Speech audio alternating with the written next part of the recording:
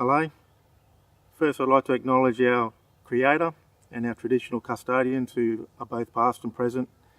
of the land in which we live in, and just pay my respects to them, and just thank you that I'm able to come and present this to you. My name is Jason Bird. I'm a mental health support worker for Connections in Brisbane, and we have been funded to deliver workshops for NDIS, and I'm going to present today the Indigenous plan that we've formed to be able to present it to the NDIA planners. My family line is Qnglu and Juru, and we're located on the Central Coast. That's where my ancestry lies, and I actually have lived experience as well. I've had mental health for about 20 years, I think, and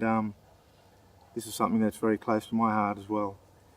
What I'm going to talk to you about today is the plan that we've developed for the NDIA planner, and the reason why we've done it like this, because we thought that it'd be a good idea to try and simplify it and to make it a lot easier for those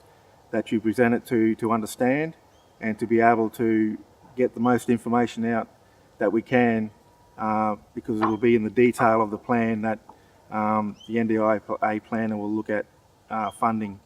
for those supports. Basically, it's very simple. We have here symbols of kangaroos and emus and hands, and it's a matter of the kangaroo in the middle is the person that you'll be presenting it to, and the kangaroos and the emus represent good days and bad days and what supports they'll get on those good days and bad days, and the hands represent what type of support they will get, and how that will be done. There will be a still shot that you'll see this filled out for you, but basically it's a matter of talking to the person that you support, either their worker or their carer or some other significant other, and it'll be about asking them what their bad day looks like for them. We like to start with the bad day first because that can be a trigger to some people, so that's something that you need to be aware of as well. So yes, if you can look at the bad day, and you can either use the emu or the kangaroo for your bad day or your good day. This whole plan is changeable, and you can work it to how it'll best suit the people that you support and the people that you work with. But for today, I'll just use the emus as the bad day. So you'll talk to the person and find out what they feel and how their mental health treats them on a bad day, whether that be anxiety or lots of voices in the head, confused thoughts, very depression as well, mood swings, all that sort of thing that might happen on a bad day for somebody that you support. We find out what that is, and you can either work it from the emu, which will be the support that they get, who supports them,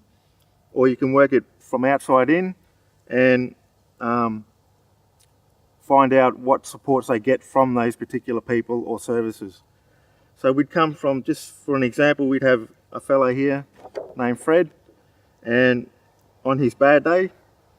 he would have his support worker support him. So we'd put here across the emu support worker, and then from there we would find out what that support worker would do for him support wise, and he may take him for a coffee once a week, or he may give him a couple of phone calls during the week just to check in to make sure he's okay, or maybe even drop in and have a half an hour visit for a couple of times a week as well. That's what we'd put across the hand, and we just draw a line from the emu straight across to the hand, so that you know that support they get on that bad day relates to the support that they get for that. And on the other hand, when you want to talk with them about a good day and how they feel with it, we'd use a kangaroo, and they may only, because they are feeling so well and their mental health symptoms aren't showing as much, they may just want to meet with somebody once a week, whether that be They could be their mother, or they could be a support worker. The same thing applies. Whoever the person is that supports them on that day, you'd put across the kangaroo, and then you put on the hand what they would do with them for that support. So whether that's just a phone call, or take them down the beach, or whatever the support that they would use, that's what you put across the hand. It's very important when you fill this out that you get the detail, particularly of what the support needs are, because that's where the money factors in to fund the support needs that they have and how they're being supported. So you may have, on a bad day, you may have somebody's mother support them, and they may have to take them to their doctor's appointment, or to their GP, or to their caseworker, and that needs to be factored in there, because the transport situation with their car, all that sort of thing comes down to money, and that's what the NDIA planner will be looking at funding. So it's important that we try and get all that detail in there and know exactly what they do for them in that support and how they do it. Because the NDIS information says that they will support any reasonable and necessary support. So it's very important that you put, even if you think it's not relevant, that you talk with the person you're supporting and get them to put that down as well, because in the end it'll be up to the planner to decide whether they're reasonable and necessary, but it's important that you get down to that detail. Yep. Also, with this plan, we have a set of questions here that we've developed as well, and we can transfer the information we have from this plan. We can transfer that over into this one, and it basically talks about who will support you on your good days and what type of supports they will give you, who will support you on your bad days and what type of support they will give you on those days. Also, what services will support you on your good days and your bad days, and how they will support you in both those good days and bad days. Also talks about if for some Indigenous communities they will want to attend cultural ceremonies and events and things that have to do with Indigenous business. That's important to put down there too. If you need support to be able to go to those events, then you need to put down what support you receive from that, and hopefully the costings of that too would be good. You also have the choice of, once you've put it down on this plan, to put it into the participant statement, the NDIS, the government's participant statement, and that can be used instead of this to hand in and get assessed by the planner. However, this is sufficient to be able to fill out and to hand in and get it looked at. Just one thing to be aware of when you're presenting the plan, as we've found out in a couple of workshops that we've done, we've had people who have mental health, and when we're talking about the bad days with them, they tend to become distressed and even get triggered a little bit with some of their symptoms. So we just ask the person who is presenting it just to be aware of that and to take notice, and if that seems to be happening, just to pull that person aside, take them away from the group and just talk with them to make sure they're okay, and to see if they are able to come back and continue with it. This can be done over a few days or over a certain amount of time.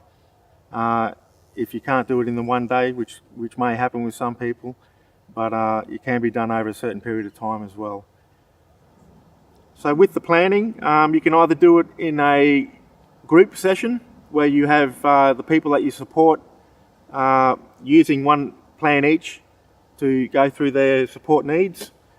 or you can do it one-on-one. You can sit with a worker or their carer or whoever it is that helps them with their mental health, and you can sit down with them and do it one-on-one and get the detail that you need. Particularly with our culture, men's business, if it's needed that a male needs to talk with a male, then we need to respect that as well. And also women's business, if a female needs to talk with a female regarding their mental health, then that's to be respected as well and to be provided. So it's really about just getting that detail in the support needs and